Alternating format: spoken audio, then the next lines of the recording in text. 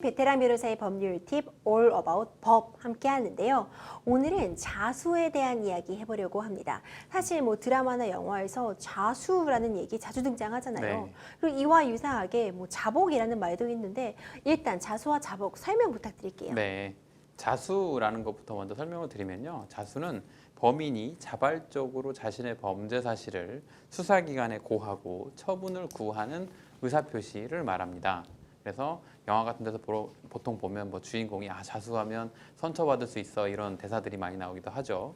다음으로 이제 자복이라는 표현도 나오는데요. 자복은 피해자 의사에 반해서 처벌할 수 없는 범죄들, 예를 들어 이제 폭행죄나 협박죄, 그리고 명예훼손죄 같은 범죄들이 있는데요.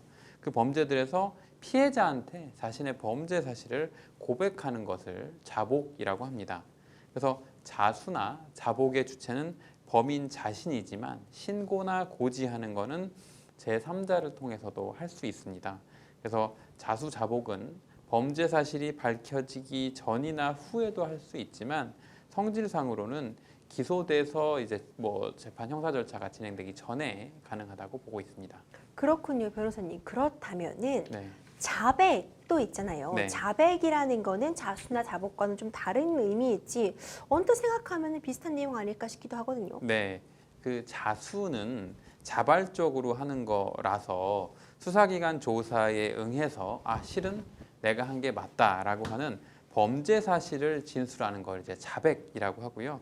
그것은 앞서 말씀드린 것처럼 수사기관에 자신의 범죄 사실을 고하는 자수와는 구별됩니다. 그래서 일례로 이제 대법원에서 이 자수나 자백과 관련해서 대법원에서 명시적으로 설시한 판결이 있는데 뭐라고 설시했냐면 뭐 자수라는 거는 범인이 스스로 수사 책임이 있는 관서에 자신의 범행을 고하고 그 처분을 구하는 의사표시를 말하는 것이고, 가령 수사기관의 직무상의 질문이나 조사에 대해서 범죄 사실을 진술하는 건 자백일 뿐이지 자수가 되지 않는다라고 판시한 바도 있습니다. 그렇군요. 그럼 자수하게 되면요, 정말 형이 감경되거나 면제되게 되나요? 네, 맞습니다. 일단 형법 제52조가 다음의 내용을 정하고 있는데요.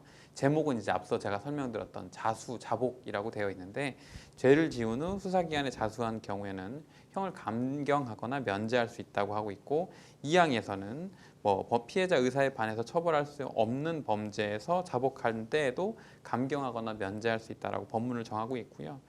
이거에 대해서는 범인이 반성하고 범죄 수사를 용이하게 하려는 취지에서 규정하고 있는데, 다만 이제 필수적으로 반드시 감경 또는 면제해야만 한다라고 정하고 있는 게 아니라 임의적으로 감경 또는 면제할 수 있다라고 정하고 있기 때문에 자수 감경을 하지 않는다고 하더라도 위법한 것은 아니고요.